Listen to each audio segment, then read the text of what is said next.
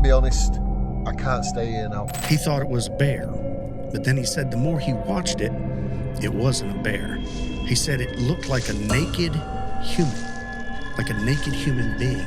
And he said this thing was crawling on all fours, and it crawled directly to where the tree he was just sitting at.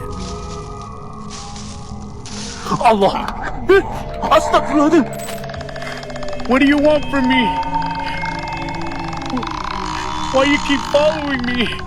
The woods tend to be home to so many creepy things, ranging from ghosts to cryptids, clowns, and more. I've got something for your nightmares. Now, for those of you who have watched me before, you know I love a good ghost story, so let's kick off today with one. Ghostly figures like to appear in Yellowstone National Park when the temperature gets really cold. I'm talking like a -30 if you're talking Celsius. So our first possible ghostie is one Maddie Culver, a sweet lady who passed while trying to give birth back in 1889 at the now gone Firehole Hotel, once located several miles north of the Old Faithful Inn, and she nervously flutters about, heartbroken over not getting to see her spawn grow up. When Mrs. Culver passed away, the hotel's grounds were too frozen to dig a grave, so her body was placed in 2 pickle barrels and buried in a snowdrift until spring thaw. According to a Lee Whittlesley, a park historian, the grave is later fenced in and maintained by the wife of a park concessionaire, and Maddie's daughter was sent to live with relatives. There's another ghostie, one L.R. Piper, a cashier from the First National Bank of St. Mary's, Ohio, who on July 30th of 1890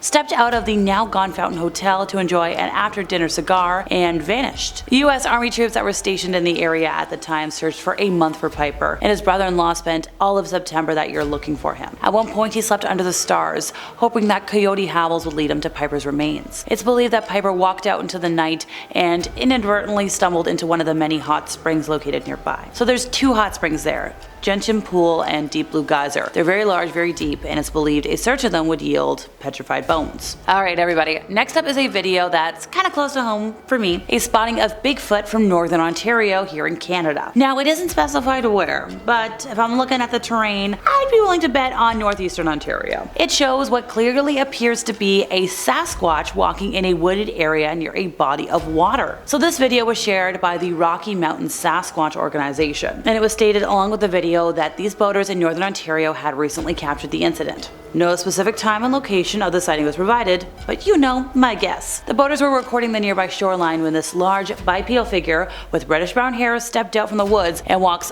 clear across the open shoreline, providing a very obvious, albeit brief, view to the onlookers. Then it quickly disappears into the trees. The fluid movement. You really gotta make a note of the fluid movement, also the deftness of this creature in navigating the rocky and steep terrain with ease. So because of the dexterity demonstrated in the video recording, I don't think it was somebody in a mascot suit. Trust me, I've worn them. It's hard to be that fluid in them. Look folks, cryptids like their isolated areas, so I think there's a whole slew of them enjoying the deep woods up there and the slightly cooler climate, and I say we let them exist in peace. More than a few visitors to Witchwood Forest, which is a former royal hunting ground, have reported feeling invisible hands touching their shoulders or hearing the thunder of invisible horses. Yep, we've got footage folks. I know. You're welcome. So this comes from the popular YouTube channel 333 Ghost Hunting, which very clever. And if you look at the video, it's enough to make your spine tingle at the slightest rustle in the leaves. Who do I think it is? Well, I think it's one Amy Robsart, the wife of the Earl of Leicester, who mysteriously passed away of a broken neck. So when the Earl was hunting in the woods, his late wife's ghost confronted him and predicted that he would join her in 10 days, which he did. So apparently if you run into the ghost, same thing's gonna happen to you. So maybe just walk around like this. So anybody want to guess what the Pine Barrens in New Jersey is home to? Think Jersey, folks. The devil himself. The forest floor of New Jersey's extensive pine barrens are sandy, acidic, and nutrient poor, but they are filled with plant life, including pine trees that thrive on forest fires in order to thrive. So to understand the legend of the Jersey Devil, you gotta understand the birthplace. It is a remote region extending 1,700 square miles across southeastern New Jersey, and it's a giant aquifer with dense strands of white cedar. Inside, the air is calm, still, and cool. The shadows heavy. The cedar stands throughout the swamp stains, and the streams are red with tannin. One area of stunted trees is called the Pygmy Forest. And while a lot of folks consider it a barren wilderness, 27 varieties of orchids grow there. In the 18th century, the area came to be populated with outcasts of one kind or another, and over time, its residents seem to almost cultivate a hillbilly-like backwardness that some believe is intended to keep outsiders outside. And that, my friends, is how it became the home of one of the most famous cryptids of all time, a monster with a goat's head, bat's wings, and cloven hooves. So we do have an audio from Howie, YouTube user, and I don't know how to describe it. Seriously, listen for yourself. Oh my God. It gave me chills. Like, you can't see it, but there's goosebumps. Part man, part cryptid, all spooky, Le Loyon is a very mysterious figure that spent years hunting the forests of Mals in Switzerland. Clad in a cloak, a boiler suit, and a gas mask, the figure never attacked or antagonized anyone who crossed paths with them, but their creepy appearance and silent demeanor left many unsettled. And it left locals terrified at the prospect of going into the woods. The identity of the ghostly figure remains unknown, but for whatever reason, they've chosen to live in isolation, in the woods, and yeah, you can have that woods. All yours. In 2018, a strange video was released showing what appeared to be some type of creature stalking a moose in Canada. Now, the person who captured it couldn't even explain what she had witnessed. While it remains unknown what she actually saw, a lot of folks drew comparisons to Gollum from The Lord of the Rings. Luckily, the mysterious figure was just staring. It didn't harm the moose during the video. We wouldn't be showing that. And although it was facing in the opposite direction, you gotta wonder how freaked out the moose was if it saw what was lurking behind, because moose are pretty powerful creatures, folks. There is a whole lot going on in the ground under our feet, from microorganisms and plants to whole critters like groundhogs and moles. But it's easy to forget how much activity is happening under our feet until you run across something like this video. Filmed in the forest of Sasquatch in Quebec, this video shows a patch of earth pulsating and breathing like a living organism. Some folks were like, is it an earthquake? Is it the rising of an eldritch god? Is it a bunch of moles having a rager? Not quite. It's caused by winds blowing the nearby trees, and then the root systems are being lifted up in loose earth to displace the ground, which, sure, happy that it's explainable, but like, looking at it? The life of Marie Holmes was not a happy one. After emigrating from England, she arrived in Santa Cruz in 1897 and began working at a popular place for people to work. Withdrawn and melancholy, she lamented the state of her life to other workers, and she even said, like, that's not my own name, and she eventually sadly took her own life and was interred beneath a headstone paid for by friends at her workplace. But then it went missing, only found many years 12 miles away in the woods of Davenport, which, like, how did it get there? Why there?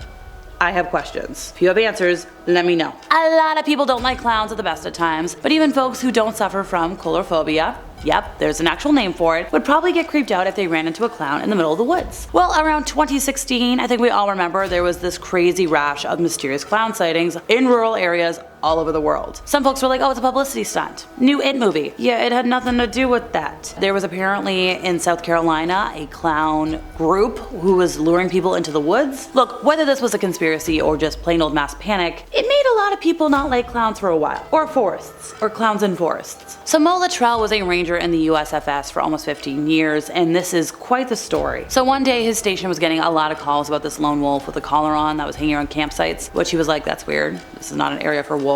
But hey, anything's possible. Thankfully, no calls had mentioned any kind of violent behavior, so he was like, let's go investigate. It was around noon when he left the station to go check out where the places the wolf had been sighted, wandered around for about a couple of hours, then took a break for water, and when he was getting ready to go again, the thing appeared 20 feet away, trotting near the tree line. Seemed friendly, it had the collar, so Mo whistled to it, it bounded over to him, and then once he got closer, he was like, oh, it's just a big dog, it's not a wolf. So Mo radioed in and was like, hey, I've got the dog with me. But just as he said it, the dog took off. He chased the dog through the forest for at least 5 minutes before it slowed down near a rock bed / creek area and started pacing around a spot. Mo got closer and noticed the overgrowth had almost disguised what appeared to be bones. He called it in immediately, another team was sent to recover the remains, and when he went to retrieve the dog, it was just gone. Now, the bones were identified as somebody who had sadly passed away from a self-inflicted wound to the head, and this guy had been reported missing in the area quite a few years prior. There had been no hope of finding him. So when Mo spoke to the mom on the phone, she was like, how did you find him? And he mentioned the black dog, and the mom went silent. Apparently, the guy who had passed away,